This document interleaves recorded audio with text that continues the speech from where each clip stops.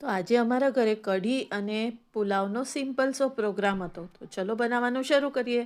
તો એક છાલિયું ભરીને બાસમતી રાઈસ મેં 1 કલાક ભીગાવી દીધા હતા.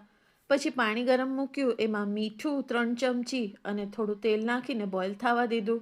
બોઇલ થઈ ગયું પાણી એટલે ભાત નાખી દીધા અને થઈ ગયા એટલે ઓસાવીને ભાતને સાઈડ પર મૂકી દીધા.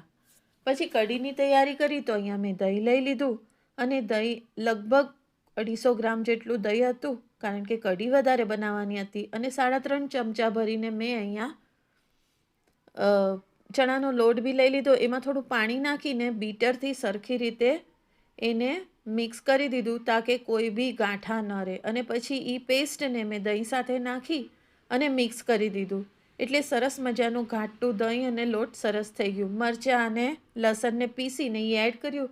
1/2 ચમચી મીઠું અને 4 થી 5 ચમચી ભરીને મેં એમાં ખાંડ નાખી છે. તમે ગોળ બી નાખી શકો છો, પણ મેં ખાંડ નાખી છે. અમારે ત્યાં થોડી મીઠી કઢી જોઈએ છે. અને કઢી ઉકળવા મૂકી દીધી. પછી એનો વઘાર કરી લીધો.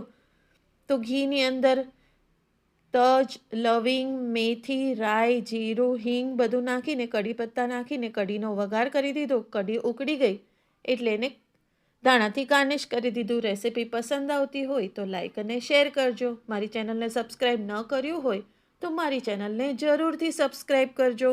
બહુ બધી ડિશિસ છે, આપ ટ્રાય જરૂર કરજો.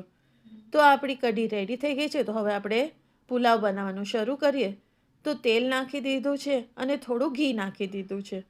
પછી એની અંદર આપણે થોડા ગરમ મસાલા અને કઢી પત્તા નાખી દઈશું. એના પછી ડ્રાયફ્રૂટ નાખી દઈશું.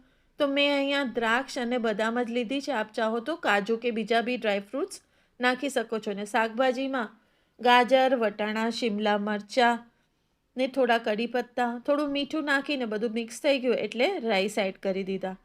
રાઈસ થઈ ગયા એટલે ધાણાથી ગાર્નિશ કરી દીધું. આપણી રેસીપી તૈયાર છે. આભાર.